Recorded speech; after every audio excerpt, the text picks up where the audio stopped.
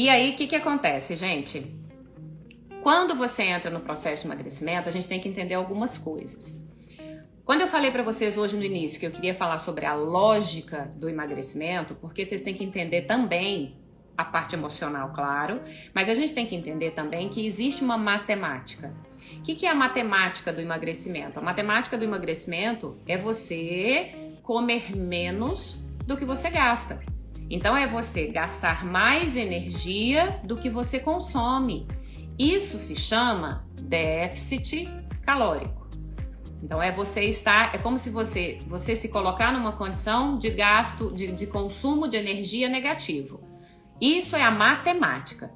Comer menos, gastar mais. Por que eu estou dizendo isso para vocês, que é a lógica, que é a matemática? Porque existe um cérebro que está aqui acima, que comanda todas as minhas ações. Lembra que eu já falei isso para vocês? Que todo pensamento gera um sentimento, que todo sentimento produz uma ação voluntária ou involuntária. Se tudo começa aqui com um pensamento, se tudo começa na minha mente e que a boca está aqui depois, eu preciso ter muita atenção ao que eu carrego aqui para eu determinar a forma como vai chegar aqui. E eu preciso entender essa associação. Então, a matemática é essa. A gente come menos, a gente gasta mais, o corpo fica em déficit calórico e você usa gordura como fonte de energia, chega o emagrecimento. Essa é a matemática. Mas antes fosse só isso. Antes fosse só essa questão, para de comer que você vai emagrecer.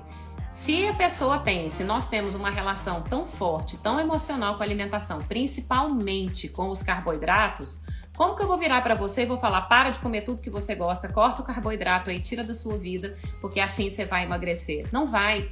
Se a matemática é gastar mais e comer menos, vocês estão entendendo que o que eu estou dizendo implicitamente para vocês, que não é o carboidrato o vilão do emagrecimento, é qualquer coisa que você coma em excesso.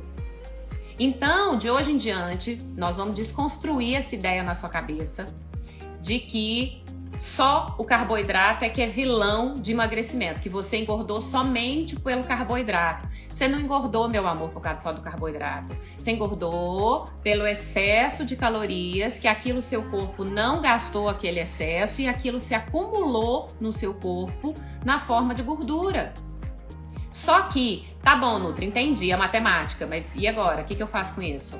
Agora você vai guardar isso na sua cabeça, só para você entender isso. E como é que você descobre esse excesso? Aprendendo a entender as suas emoções. Sabe por que você até hoje não teve sucesso no emagrecimento de se manter magra? Ou de se manter, né, de manter esse peso que foi eliminado e acabar tendo reganho de peso, que inclusive é o tema que a gente vai falar amanhã sobre reganho de peso? Por que você não entendeu isso? Porque você não entendeu essa sua relação com a alimentação. Você continua comendo as suas emoções. E se você continua comendo as suas emoções, você vai estar... Eu até me arrisco a afirmar isso, sabia? Que se você come sempre as suas emoções, motivada pelas suas emoções, e isso te leva sempre a comer mais do que você precisa, você vai estar sempre e não em déficit calórico, você vai estar em superávit calórico, porque você está comendo mais do que você precisa. E sabe como é que você faz para saber o quanto você precisa? Quando você começa a entender essa sua relação emocional. Por exemplo, vou te dar um exemplo. Veio pandemia. Vamos usar a pandemia, que é o momento que a gente está vivendo. Veio pandemia, levou muita gente para dentro de casa, muitas pessoas estão trabalhando em home office, muitas mães, muitas mulheres que não trabalhavam fora de casa, mudou completamente a rotina dessa mulher. Veio o marido para dentro de casa, vieram os filhos para dentro de casa, a vida virou de repente, do dia para a noite, virou de ponta cabeça, pegou todo mundo de surpresa. E aí a rotina ficou tão atribulada e isso mexeu com as emoções, além do medo, juntou com a mudança da rotina, com a apreensão. E aí, será que o que vai acontecer? Será que qual é o desdobramento disso tudo que vai acontecer? E aí, nós temos um núcleo lá na nossa mente, lá dentro do nosso cérebro, que chama núcleo accumbens. Não precisa decorar esse nome não, mas só para você saber que ele existe. Existe esse núcleo dentro da nossa cabeça, esse núcleo accumbens, que ele é o nosso sistema de recompensa. Quando ele percebe que você vinha num equilíbrio emocional. Você vinha pelo menos dentro da tua rotina, ainda que não fosse algo muito equilibrado, mas você vinha se mantendo dentro daquilo que você sempre fez. De repente, isso, pá, mudou tudo. Não foi? E foi do dia pra noite, literalmente. E aí, você começou a ficar ansiosa, você começou a ficar preocupada, com medo do futuro, sem saber o que ia acontecer, agoniada por estar todo mundo dentro de casa.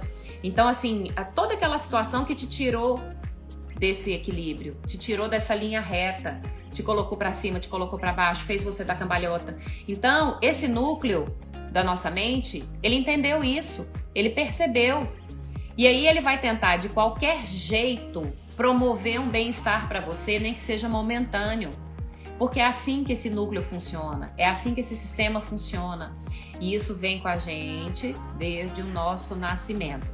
Eu sei que eu já falei isso algumas vezes, mas como tem muitas mulheres novas, eu quero explicar isso mais uma vez.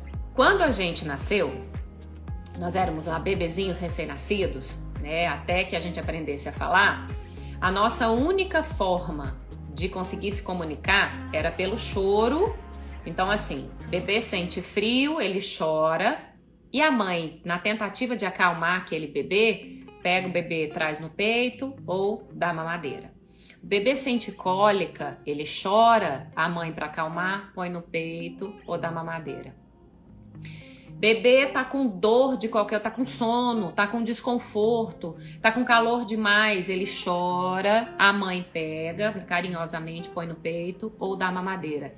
O que eu ensinei para o meu cérebro? O que nós ensinamos para o nosso cérebro desde esse primeiro momento? Que todo desconforto que eu tiver na minha vida, basta me dar comida, que naquele momento me vem um conforto. É um conforto cego? É um conforto mentiroso, vamos colocar assim?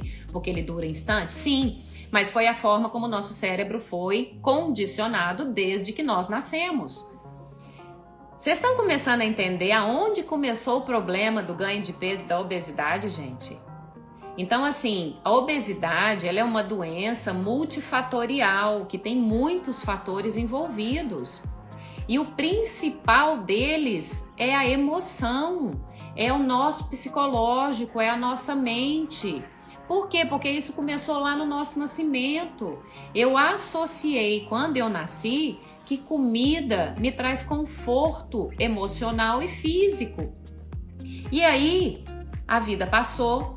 Nós crescemos, muitas se casaram, tiveram filhos ou não, né? Mas fato é que o tempo passou, a vida mudou, mas o seu cérebro continua sendo o mesmo e tendo essa mesma memória.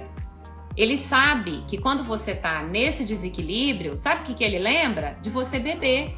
Aí ele manda para você um estímulo para que você procure comida, e você vai procurar comida rica em carboidrato, porque o leite materno era rico em carboidrato, as fórmulas lácteas são ricas em carboidrato, porque dão energia, fazem crescer. E o bebezinho está se multiplicando, as células muito rápido, precisa de muita energia. Então o nosso cérebro associou tudo. Olha que incrível que é isso, gente. Vocês já tinham ouvido falar nisso? Conta pra mim aqui. Ou se é a primeira vez que você escuta isso. Porque, gente, é assim que tudo começa. Então a gente começa uma relação tortuosa com a alimentação porque nós aprendemos isso lá desde quando nós éramos bebês. E o nosso cérebro, ele foi condicionado a associar isso. E aí, se eu tô te dizendo que o problema do ganho de peso está muito associado à questão das emoções, você começa a entender que faz total sentido o que eu falo para vocês aqui sempre, que primeiro você tem que compreender a sua relação com as suas emoções para que depois você aprenda a lidar com a comida. Entendeu que se você tá triste, se você tá ansiosa, se você tá preocupada, se você tá cansada, se você tá com sono, você busca comida, por quê? Por causa dessa compensação que o seu cérebro vai buscar fazer o tempo todo para te trazer de volta para aquela zona que você saiu. Se é bom, se é ruim para você, se é uma zona de conforto, se é uma zona de desconforto, seu cérebro não quer saber, mas ele quer te levar de volta para aquele lugar que você estava. E aí ele vai mandar para você um estímulo para comer carboidrato, porque ele sabe que é o carboidrato que quando você come, você faz assim, ó, naquele instante que você está comendo. E aí eu quero te dizer uma coisa muito importante. e que talvez para muitas pessoas isso choca quando eu falo. Você não precisa se privar do seu bolo que você gosta, você não precisa se privar do seu pãozinho francês que você gosta, você não precisa se privar de nenhum alimento que você gosta para alcançar o seu emagrecimento, porque o problema não está nesse alimento. E como eu sempre falo para vocês, não existe um único alimento que quando você coma, ele vai te engordar ou ele vai te emagrecer. Qualquer coisa que eu coma em excesso, que aquilo fica demais dentro do meu corpo, que eu não uso como fonte de energia, aquilo vai ser armazenado na forma de gordura. Vocês estão entendendo então que o vilão do emagrecimento é o excesso de qualquer coisa que você não se controle? Só que como muitas vezes a nossa emoção está associada ao conforto do carboidrato, a gente joga a culpa toda no carboidrato. Mas a culpa não é do carboidrato, libera ele hoje. Libera esse carboidrato hoje da sua vida e entenda que você tem que passar a ser a atriz principal da sua vida, tomar as rédeas emocionais aí da sua vida, começar a entender o que está acontecendo com você e olhar para o alimento e falar para ele o seguinte: olha, você é legal, você é bom, o problema não é você, o problema é a forma como eu estou lidando com você. Um beijo para vocês, que Deus abençoe muito. Muito obrigada mais uma vez. Muito obrigada. Um beijo.